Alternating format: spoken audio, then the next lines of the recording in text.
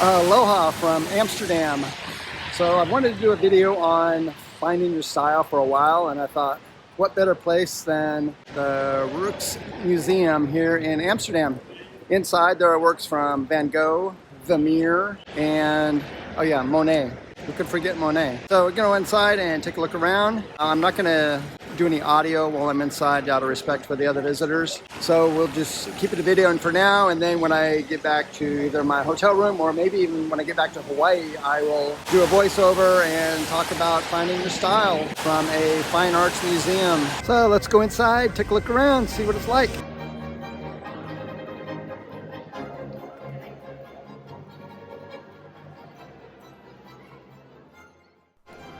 This first one is a self-portrait from Rembrandt from 1628. He was young and inexperienced, but at the same time he was still experimenting. He had used the butt end of his brush to enhance his curly hair, or to show his curly hair. And in this 1661 portrait, he actually painted himself as the Apostle Paul. The only reason they knew this is because of the manuscript and the sword that he's got in his hand. He did revolutionize painting at the time, because he used an impasto technique where he put a thicker paint on to give it a 3D effect. And now we move on to Vermeer. He's a Dutch artist, so it's not surprising that he's got quite a few paintings in the Rijksmuseum. These paintings are from 1660 to 1663. The first one, the Milkmaid, he actually removed elements that were on the back wall. There was a map above her head, just to bring the subject more forward. A lot of his paintings just showed the quiet stillness of middle-class Dutch in the 17th century. He saw how soft light would actually enhance the perspective of the painting. There are even theories that he used a device called a camera obscura. You can look that up.